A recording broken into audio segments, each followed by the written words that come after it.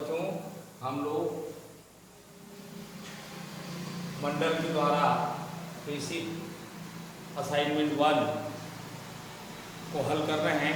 कल आप लोगों को प्रश्न नंबर 1, प्रश्न नंबर 2 और प्रश्न नंबर 3 के संबंध में मार्गदर्शन दिया गया। आज हम प्रश्न नंबर 4, प्रश्न नंबर 5 और प्रश्न नंबर 6 के बारे में मार्गदर्शन देने वाले हैं, जिसमें अभी नंबर प्रश्न नंबर 4 का है, जो लिखा हुआ है कि के किस मान के लिए दिए गए समीकरण निकाय 5x ऋण 7y ऋण 5 बराबर 0 तथा 2x धन ky ऋण 1 बराबर 0 का अद्वितीय हल रखता है। अर्थात ये दो समीकरण हम लोगों को दिए गए हैं। इस समीकरण के लिए हम लोगों को इस चर राशि के का मान निकालना है, जिसके लिए ये समीकरण निकाय एक अद्वितीय हल रखता है। तो चलिए दिए गए समीकरण निकाय, पहला समीकरण निकाय है 5x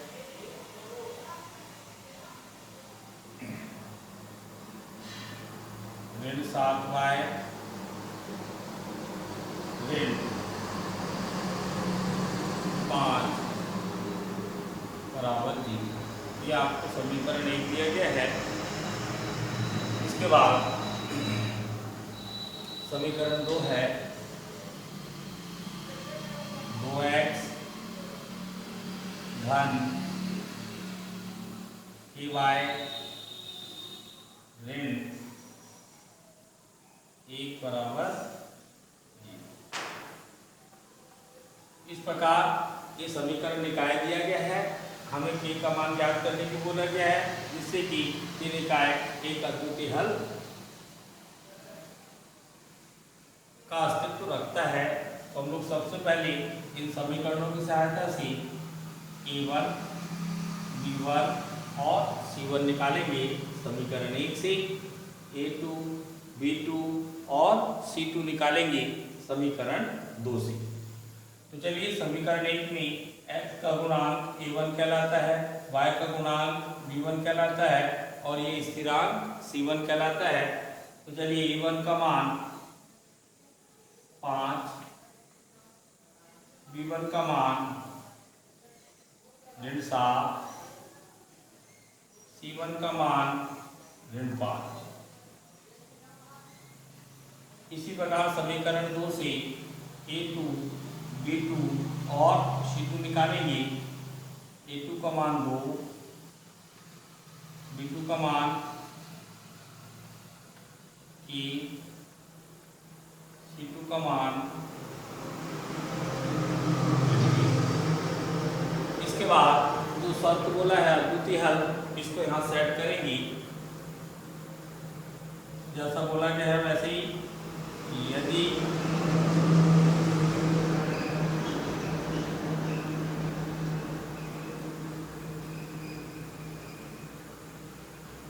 समीकरण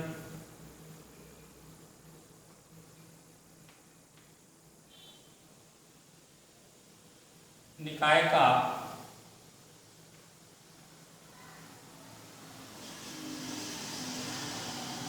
एक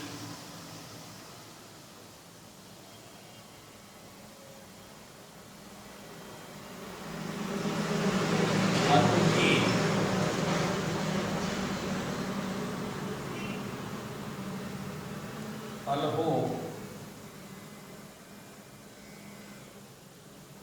तब हम जानते हैं समीकरण निकाय की अद्वितीय हल होने की शर्त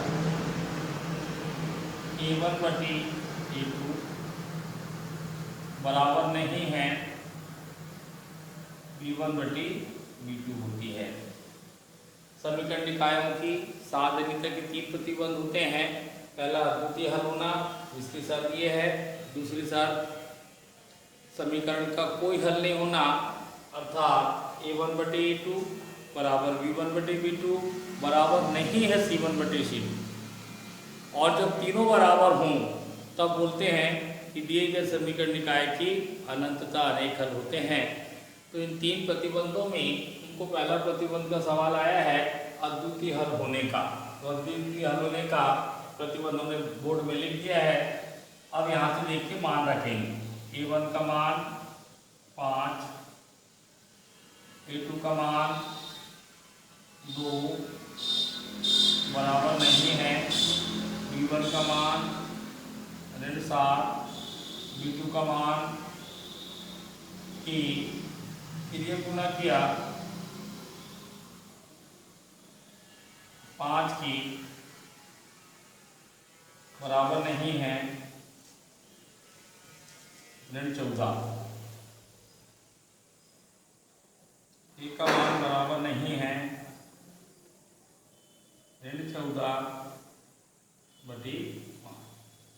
इस तरीके से इस सवाल का समापन होता है। के का मान ज्ञात करें जब समीकरण निकाय का एक अद्वितीय हल हो, तब के का मान हमारा निकलेगा 14/5। इस तरीके से सवाल नंबर 4 समाप्त होता है। अब सवाल नंबर 5 को हम देखेंगे। चलिए पढ़ें आप लोग सवाल नंबर 5 को। वहां पर भी हम लोग को 2 समीकरण निकाय दिए गए हैं या एक समीकरण निकाय दिया गया है, बोला गया है इनको हल कीजिए। साथ में ये बोला गया है कि आलेखी विधि से नहीं, अर्थात जैसा हम जानते हैं कि 2 चर वाले रैखिक समीकरणों को हल करने की हमारे कोर्स में 4 विधियां दी गई हैं। पहली आलेखी विधि, दूसरी विलोपन विधि, तीसरी प्रतिस्थापन विधि और चौथी वज्र गुणन विधि। तो ये 4 विधियों के द्वारा हम इस समीकरण निकाय को हल कर सकते हैं। पहले लिख दें क्वेश्चन नंबर 5, समीकरण 1 दिया गया है, सीधा अपन हल करना है। समीकरण प्रश्न नंबर 5 हल। पहला समीकरण आपको दिया गया है 4x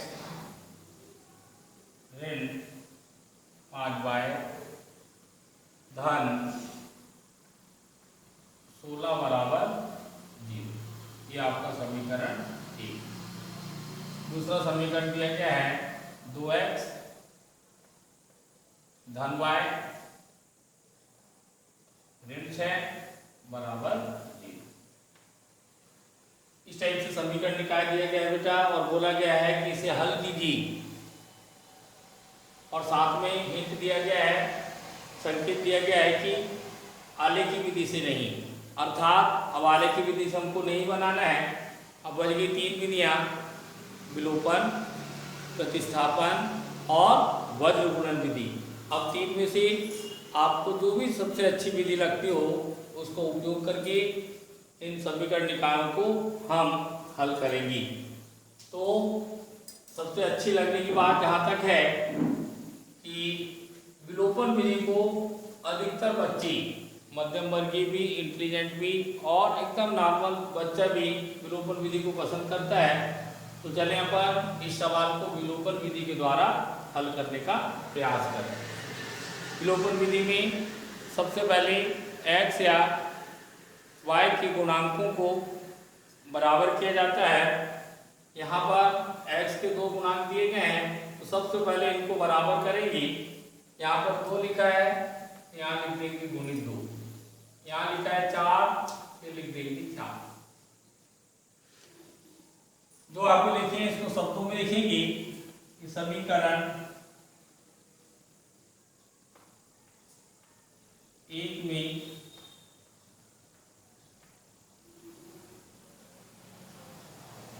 दो का गुणा तथा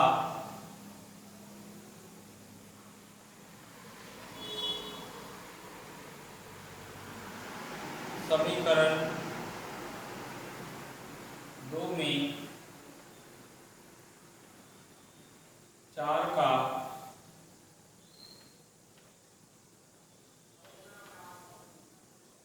गुणा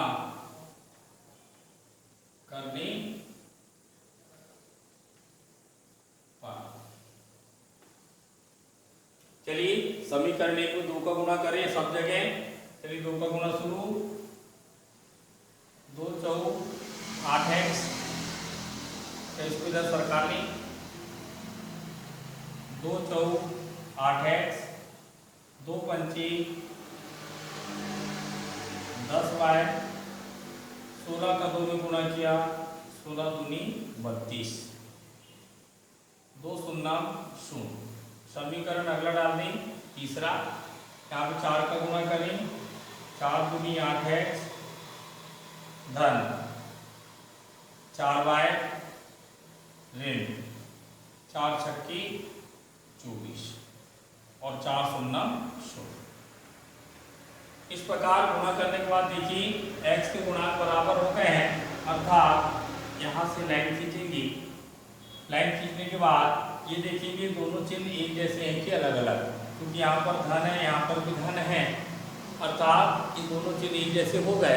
जब एक जैसे चिन्ह होते हैं तब यहाँ भी घटाने पर लिखा जाता है, घटाने पर। और जब घटाने पर लिखते हैं तो नीचे के सभी चिन्ह बदल दिए जाते हैं। धन का ऋण, धन का ऋण, ऋण का धन, धन का ऋण। काट ऋण 10y ऋण 4y। संख्या चिन्ह जैसे हैं, संख्या जुड़ेगी। ऋण 14y। धन धन है, ये बोल वाले चिन्ह खत्म हो गए, इसको ध्यान नहीं देना। धन धन है, संख्या जुड़ेगी, धन का निशान ही लगेगा। 4 2 6 3 2 5 और 0 में से 0 घटा तो 0। ऋण 14y बराबर ऋण 56। ऋण से ऋण कट गया, अगली स्टेज 14y बराबर 56। अगली स्टेज y बराबर 56/14।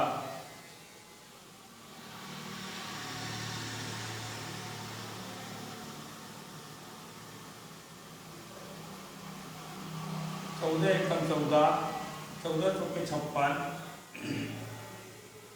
अर्थात ये हमारे y का मान निकल गया 4। इसके बाद हम किसी भी समीकरण में, हमारे पास 4 समीकरण, पहला दूसरा तीसरा चौथा, तो जो ज़्यादा अच्छा लगे उस समीकरण में y के मान को हम रख देते हैं।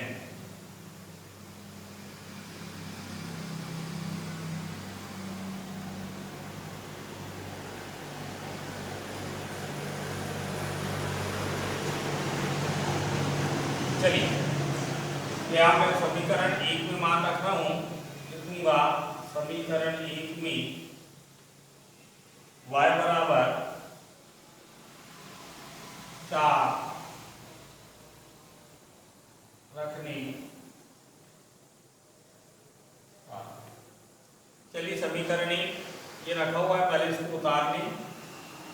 4x ऋण 5y धन 16 बराबर जी। अब जहां पर भी y आ रहा है उसकी जगह 4 रख दी। 4x ऋण 5 y की जगह 4 धन 16 बराबर 0। 4x 5 चौक 20 धन 16 बराबर 0। ऋण 20 धन 16 अलग अलग चिन्ह है तो बड़े में छोटा घटेगा।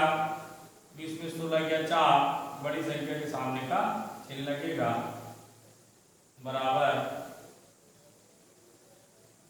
0। अगली स्टेप में ऋण 4 का पक्षांतर कर दिया, ये धन 4 हो गया। x बराबर 4/4 एकम। इस प्रकार हमारी x का मान आया 1/1 अर्थात 1। इस प्रकार ये समीकरण निकाय का हल होगा x बराबर 1 और y बराबर 4। लास्ट में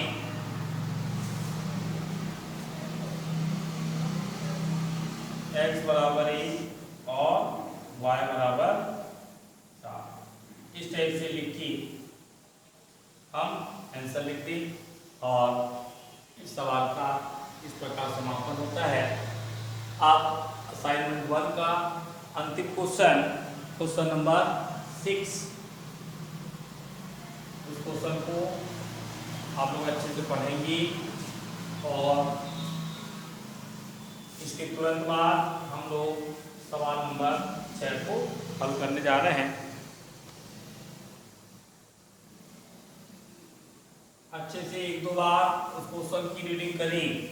लिखा होगा समीकरण हल कीजिए, वहां पे भी क्या लिखा होगा, समीकरण हल कीजिए। उसके बाद नीचे एक समीकरण दिया गया होगा। जैसा सवाल देखिए हमको पता चल गया है, ये जो सवाल है एक चर वाले रैखिक समीकरण का सवाल है। सवाल नंबर 6 लिखा हुआ है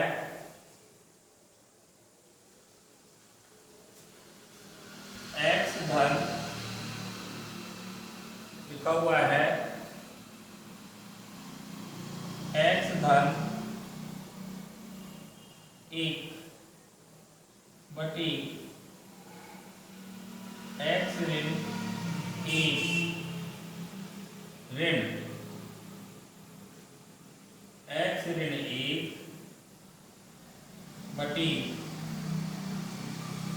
x धन 1 बराबर 5/6। ये सवाल दिए गए बेटा और बोला है समीकरण हल कीजिए।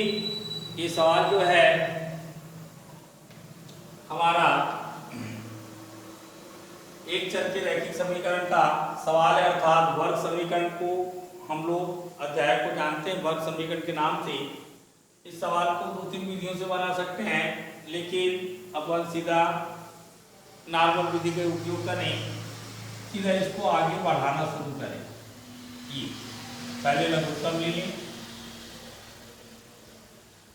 इसका लघुत्तम दोनों का गुना,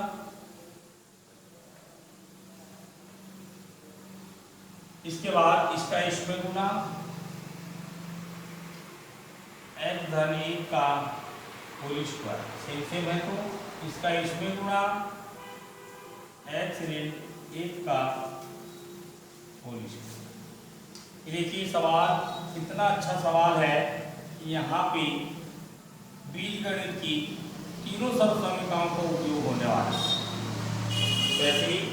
जैसे कि आप लोग जानते हैं बीजगणित की सर्वसमीकरण नंबर 1 a धन b का होल स्क्वायर बराबर a वर्ग धन 2ab धन b वर्ग होता है। ये सर्वसमीकरण यहाँ लगेगी।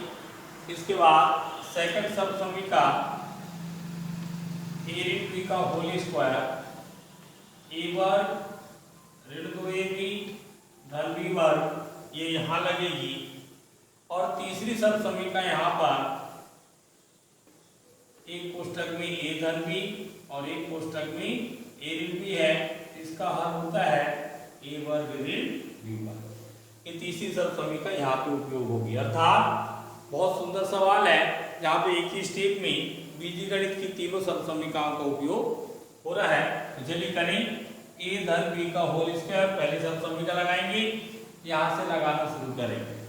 लिखा है a वर्ग, मतलब मैं लिखूंगा x वर्ग धन 2 गुणित a मतलब x गुणित b मतलब 1 धन b वर्ग मतलब 1 का वर्ग। ये देखिए मैंने यहाँ पे धन b का होल स्क्वायर लगा दिया, बीच में आया ऋण आया, मतलब मेरे को कोष्ठक लगाना होगा। इसके बाद यहाँ a ऋण b का होल स्क्वायर अर्थात ये सब समीकरण लगेगी, यहाँ से लगाना शुरू करेंगे। a वर्ग मतलब एक्स का वर्ग ऋण 2 गुणित ए मतलब एक्स गुणित बी मतलब 1 धन बी वर्ग मतलब 1 का।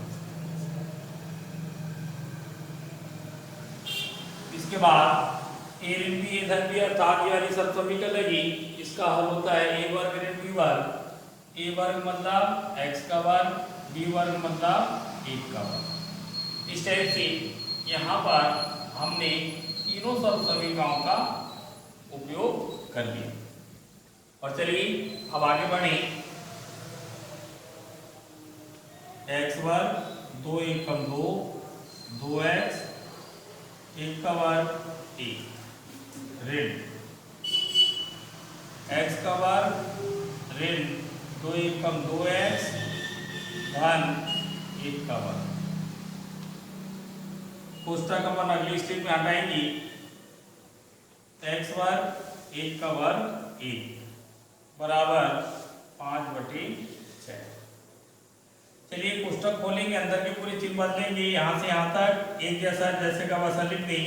एक्स वर्ग धन 2x धन 1 चिन्ह बदली ऋण एक्स वर्ग धन 2x ऋण 1 बटी एक्स वर्ग ऋण 1 बराबर 5/6। ऋण एक्स वर्ग से धन एक्स वर्ग कट गया, ऋण 1 से धन 1 कट गया, 2x और 2x 4x बटी एक्स वर्ग ऋण 1 बराबर 5/6। आगे बढ़े। अब इस स्टेप को अपन आगे सरकाएं। सब समीकरणों का उपयोग हमने कर चुका, ये जगह खाली करना है, मिटा दिया। और चलिए आगे बढ़े। इसके बाद क्रिया गुणा होगा 5 का इन दोनों में, यहाँ लिखेंगे 5x वर्ग ऋण 5 एकम 5 बराबर 6 का 4x में किया 6 चौ 24x। इसके बाद 24x के इधर पक्षांतर करके लिखेंगे 5x वर्ग ऋण 24x और ऋण 5 है इसको जैसे का वैसा बराबर। इस प्रकार ये वर्ग समीकरण बन गया। इस वर्ग समीकरण को हल करने के लिए मध्य भाग को हम दो भाग में तोड़ते हैं। इसे हम फिर यहाँ पर तीन विधि के द्वारा हल कर सकते हैं। पहली विधि गुणनखंड विधि, दूसरी विधि सूत्र विधि और तीसरी विधि पूर्ण वर्ग विधि। तो हम चाहे इससे सवाल को हल कर सकते हैं। मान लीजिए सूत्र से हल करना पड़ा तो सूत्र को उपयोग करें, गुणनखंड विधि से हल करना है तो गुणनखंड विधि से। तो जैसा हमको उचित लगे तो हम इसको सूत्र विधि से न बनाकर गुणनखंड विधि से बनाने का प्रयास करें। तो गुणनखंड विधि में क्या करते हैं, पहला और आखिरी नंबर का गुणा करते हैं 5×25 5×25। ये मैंने 25 लिखा, इसकी 5 का 5 से गुणा कर दिया, इसके अभाज्य गुणनखंड किया। ये इसके बाद ये देखिए मध्य भाग को कैसे तोड़ते हैं। 5x वर्ग ऋण 24x के दो भाग करना है। तो देखिए 5×25 और ये 25 में से 1 गया 24, चिन्ह देख के लगाएंगे। ऋण 25x धन 1x, 1x पढ़ते हैं लेकिन लिखते नहीं। फिर देख लीजिए ऋण 25 धन 1 ऋण 24 दो भाग में टूट गया।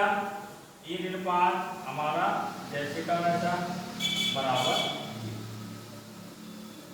अगली स्टेप, इन दोनों में से कॉमन 5x कॉमन, यहाँ से बच गया x और 5×25 मतलब बच गया 5। यहाँ से कुछ कॉमन नहीं आ रहा तो बोलना एक कॉमन है, और जब एक कॉमन लेते हैं तो कोई चेंज नहीं आता, जैसे का वैसा उसको उतार दिया जाता है। अगली स्टेप x ऋण 5 सेम आ गया बाहर, यहाँ पर आ गया 5x बचा और यहाँ से बचा 1। एक गुणनखंड हो गया बेटा। इसके बाद पहला गुणनखंड बराबर 0 तथा दूसरा गुणनखंड बराबर x बराबर 5। ये पहला मूल आ गया। अगला धन 1 का पक्षांतर किया तो ऋण 1, x बराबर ऋण 1 बटी 5। इस तरीके से हमारी इस वर्ग समीकरण के दो मूल x बराबर 5 और x बराबर ऋण 1 बटी 5 आ गया। और जैसे मेरे को गुणनखंड विधि अच्छी लगी, मैंने इससे हल कर दिया। आपको यदि सूत्र विधि पसंद है तो आप यहाँ के बाद सूत्र विधि के द्वारा उसको हल कर सकते हैं। ए बी सी मान यहाँ से क्लियर हैं। ए का मान 5, बी का मान ऋण 24, सी का मान ऋण 5। और इस सूत्र का उपयोग करके x बराबर ऋण बी धन ऋण वर्गमूल में बी वर्ग ऋण 4ac बटे 2a, इस सूत्र को उपयोग करके भी इस सवाल को यहाँ के बाद हल कर सकते थे। इस सूत्र से भी हल करेंगे तब भी हमारा उत्तर x बराबर 5 और x बराबर ऋण 1 बटे 5 होगा। इस प्रकार असाइनमेंट फर्स्ट माध्यमिक शिक्षा मंडल छत्तीसगढ़ के द्वारा प्रेषित का पूरा हल हमारा समाप्त हुआ। 3 सवाल कल बनाए थे, 3 सवाल आज बनाए और माह सितंबर का असाइनमेंट फर्स्ट यहीं पे जाके समाप्त होता है। अब अगले दिन हम जो प्रश्नावली कर रहे थे उस प्रश्नावली की वीडियो की ओर चलेंगी और आज के लिए सिर्फ इतना ही।